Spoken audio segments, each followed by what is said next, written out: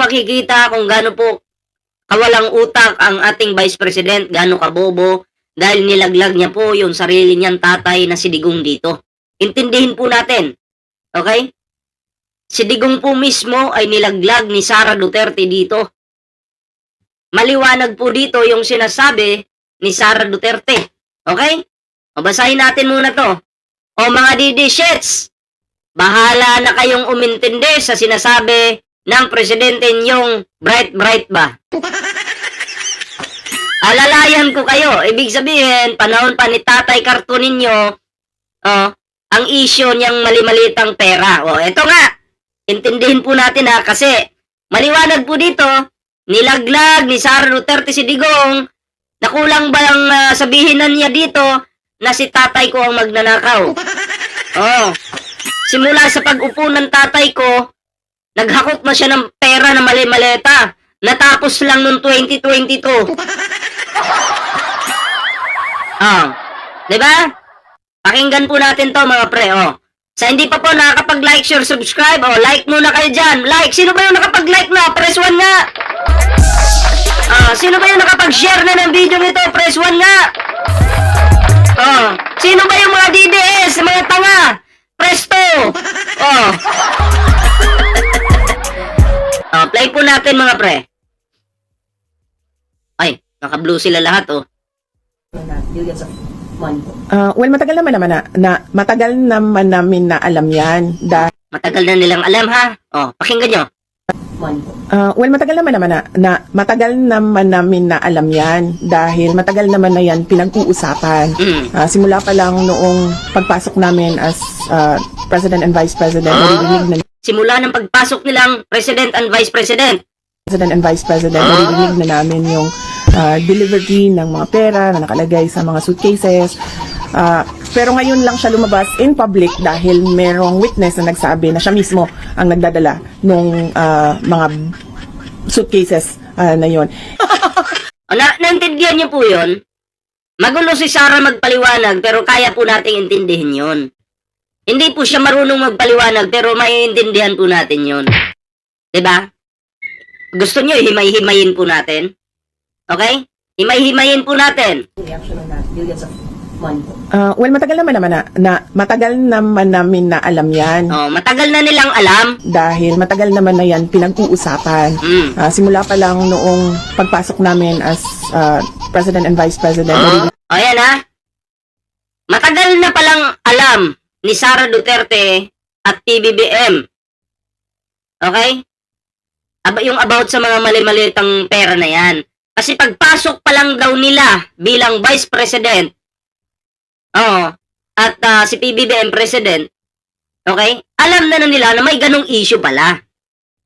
So, sino ba yung nakaupo nung time na yon? Di ba yung tatay mo? Si Digong yung tatay mo. Baka i-deny mo pa. Ha? Si Digong, Sara Duterte. So, pinag-uusapan yung mali-malitang yan, matagal na pala. So pagpasok nyo, nagulat ngayon si PBBM, uy, may nakawang palang nangyayari dito. Panahon pa ni Digong. Diba? Tapos ngayon, binibintang nyo kay PBBM, sasabihin nyo magnanakaw si PBBM. Intatay mo pala yung pumaldo, kaya naman pala Sara Duterte. Afford ninyo si Kaufman. Afford ninyong bayaran di umano etong si Madriaga ng 1 billion. Diba? Kayang-kaya pala ninyo eh. Kasi sa panahon ng tatay mo, paldo ang pamilya ninyo, kaya ang yayabang nyo. Legit yan ha. Sara Duterte, bakit ganyan ka makapanira sa administrasyon ni PBBM? Baka karmahin ka niyan. Oh, maniwala ka sa karma, Sara. Ha? Maniwala ka. Hindi puro yabang yung pinapairal dito sa mundong ito. Ha? Dapat katotohanan. Hindi rin puro paninira. Dapat yung gagawin mo. Dapat purong katotohanan lang, Sara. Anong kasunod? Dinig na namin yung delivery ng mga pera na nakalagay sa mga suitcases. Pero ngayon lang siya lumabas in public dahil merong witness na nagsabi na siya mismo ang nagdadala nung mga suitcases na yon. Ngayon lang siya lumabas kasi pinapalabas nila Mike Defensor na ang administrasyon ni PBBM yung nagnanakaw. 'Di ba? Pinapalabas eh. Kaso bistado. Tama nga yung sinabi. Sino nga yung nagsabi noon? Si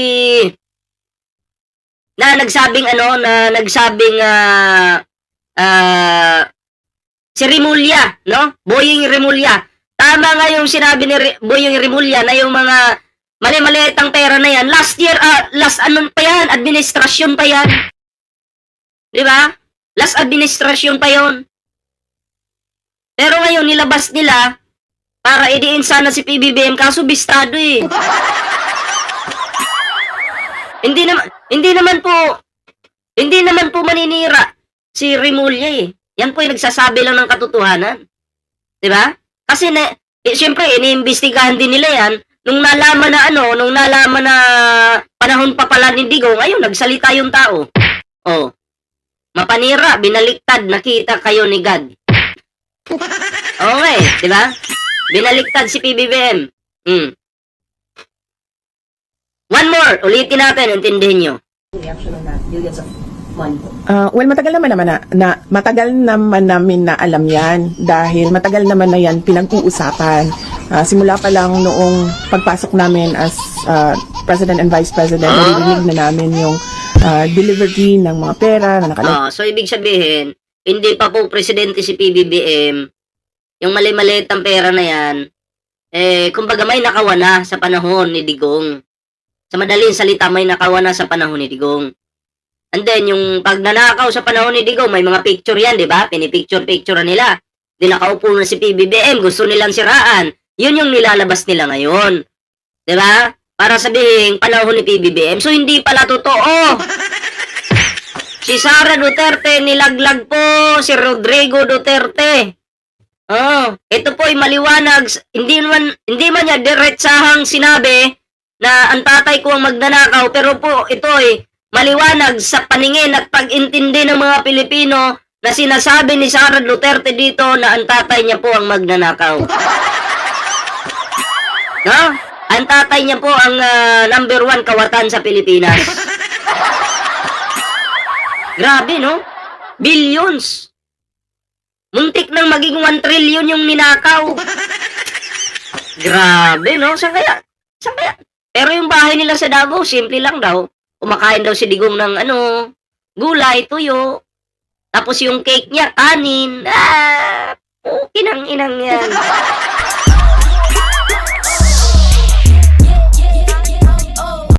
Ito po, idugtong natin to Ito po. Ito maganda. About po ito kay Mary Jane, no? Sino nga yun? Mary Jane Diloso ba yun? Sabi ni Digong, sabi ng mga Duterte, sabi ni Sara, sabi ng mga DDS, mahal na mahal daw po ng mga Duterte. Mahal na mahal daw po nila ang isang OFW. Mahal na mahal nga ba? Panoorin po natin ang balitang ito. Nang bumalik mula sa Indonesia nung Biyernes, agad ipinahayag ni Pangulong Duterte na hindi niya pwedeng sabihin kung ano ang napag-usapan nila ni Pangulong Joko Widodo hinggil sa kaso ni Mary Jane Veloso. Hindi niya pwedeng sabihin kung ano yung napag-usapan. Alam niyo ba kung bakit? Dito niyo malalaman sa video ito, pero i-advance ko na lang. Hindi niya pwedeng sabihin sa publiko kasi ang pinag-usapan nila Digong doon, di umano ipaganyan na lang si Mary Jane Diloso. Yung na-frame up ba? Na may mga lamang pulburon yung kanyang gamit. Ipaganyan na lang daw. Ganyan. Kaya hindi niya pwedeng sabihin sa publiko. Diba? Presidente ka, nag-i-expect yung mga Pilipino, lalo na yung pamilya ni Mary Jane, diba? Nagpunta ka dyan sa lugar na yan. So bilang isang presidente, kailangan sabihin mo sa mga Pilipino kung ano yung napag-usapan mo. Hindi mo naman pwedeng i-secret yan. Diba? Hindi mo pwedeng i-secret yan. I-secret lang yung pinag-usapan namin doon. Wala na kayong kinalaman dito. Out na kayo. Kami-kami na lang nakakaalam. Public official ka eh. Diba? Presidente ka ng Pilipinas. Digong. Pero sinikreto mo sa mga Pilipino at sa mga pamilya ni Mary Jane. Diba? Noong time na yun, proud na proud pa sa yung mga Pilipino, pati mga OFW. Galing talaga ng ating Pangulong Digong, oh. To the rescue kay Mary Jane. Oh, galing talaga, oh. Yung pala, pinapapatay na. O, tuloy natin.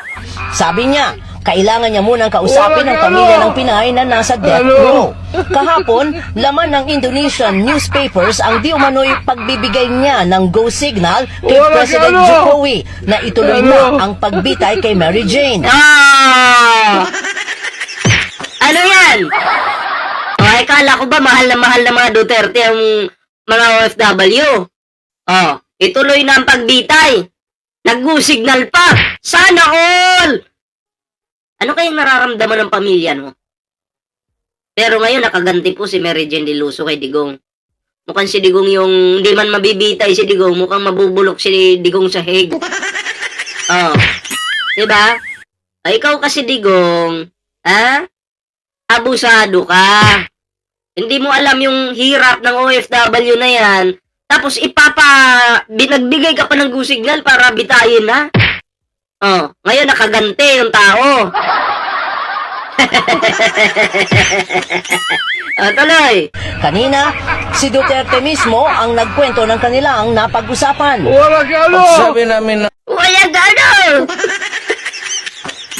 we will implement the laws. I told them, said Mr. President, I have my laws here. It's good that you have the death penalty here. Because at least you can bring it down to the barest minimum. May death penalty nga. Kailangan naman suportahan yung OFW na yan. Kasi nga na-frame up eh. May batas nga, na-frame up nga. Anong ginagawa mo bilang presidente ng Pilipinas? Suportado mo pa yung batas nila? Alam mo naman na na-frame up? Pa naman to? I said, Kaya payo po natin sa mga OFW, no? Ingat-ingat po kayo sa mga kapwa nyo Pilipino dyan. Yan din po yung maglalaglag sa inyo. Ha? Nadidikit-dikit sa inyo. Kakausapin kayo na, uy, kumusta yung Pinas? Ganyan, blah, blah, blah. Hanggang, maano lang kayo ng kaunti, baka mamaya may nilagay na sa bag nyo. Di mayayari kayo doon. Diba? Oy, salamat po kay Ma'am Baby Leonora sa iyong pakulay. Oo. Salamat po, salamat sa blessings. Kaya huwag po kayo magtitiwala sa kapwa natin Pilipino na hindi nyo kilala. Oo. Hindi nyo alam, yan pala yung maglalaglag sa inyo. go ahead and implement the law. We never mentioned about the law. Sinabi ko lang, we will respect the Sinungaling talaga eh, no? judgments Ayaw pang umamin, booking na. Nasa newspaper na nga eh. of your courts. Period. Bago ang Ito naman. Panahon naman ito ni PBBM. Ikumpara po natin. madamdaming pagkikita ng pamilya Veloso, may kurot din sa puso ang pagpapaalam ni Mary Jane sa mga naging kaibigan at mga tumulong sa Ito ha. Mary Jane de Luso po yan ha. Sino po yung nagligtas kay Mary Jane? Walang iba po kundi ang Pangulo ng Pilipinas. Okay, walang iba kundi si PBBM. kanya sa Indonesia. Kasama po ako sa flight na nagbalik sa kanya sa Pilipinas at narito ang aking pagtutok. Tumanda talaga siya doon ano. Sa stress din yan.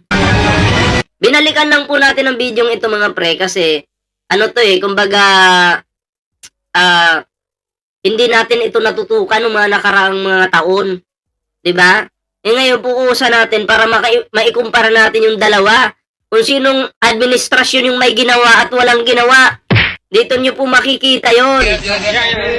Sa Jakarta Airport ang unang silip ng media kay Mary Jane Veloso kagabi. Pasado alas 9, oras Ayan no. sa Jakarta. Nakapaligid ang mga nakabantay kay Mary Jane mula sa Indonesian government at Philippine government. So, dito po makikita natin na si PBBM po ay may pagmamahal po sa mga OFW natin. Hindi katulad ng sinasabi ng mga DDS na remittance lang daw po yung inaasahan ng gobyernong ito para nakawin daw. Di ba katarantaduhan yun? Di ba? Oo, kasi inuutusan po sila ng mga kalaban ng administrasyon para pabagsakin si PBBM at siraan. Yan po yung katotohanan dyan. Halatang halata naman po, ginalingan na nila. Ginalingan na nilang manira ngayon. Ay, kay Jonelo, shoutout ha. Jakita natin to. Mary Jane, kababayan mo ako. Ano masasabi mo sa mga Pilipino, please? Sa magulang mo. Yeah. Go, go, go. Maraming salamat po para kay President Sheinbaum. Last, kay Pangulo. Ayan, pinasalamatan niyo po. Pinasalamatan niya po si Pangulong Bongbong Marcos dito. Diba? Isa pa yung doktor na yon, yung topic natin kahapon na wala daw utang na loob yung mga OFW. Dapat na walang tanawin ng utang na loob ang mga OFW kay PBBM. Dito pa lang, utang na loob na to eh.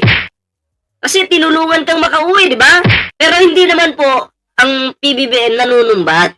Siyempre, trabaho po yan ng Pangulo eh. Pero siyempre, di ba? Kailangan pa rin, tingnan natin ang utang na loob yan sa Pangulo. Kasi, initiative natin ba? Diba? Okay, salamat po kay Kathy Hollenstein. Salamat po sa pakulay. Peace na lang tayong lahat. Ayan. Yun nga po sana yung maganda. Peace na lang lahat. Ikaso, yung kabilang kampo, ang galing manira. Diba? Mahirap pong mag-peace kung naninira po sila. Si PBBM ayaw po ng gulo, pero sila gusto ng gulo. Eh, tayong mga supporter ng administrasyon, hindi naman tayo papayag na babastos-bastusin lang nila yung Pangulo. Diba? Kayong mga pre, anong inyong reaction dito? Ayan, comment down below para naman po mabasa natin yung inyong kanya-kanyang komento, kanya-kanyang reaksyon. At syempre, huwag kalimutang mag-like, share, subscribe bago tayo mag-move sa next topic mga pre. Share this video mga pre ha. Ayan.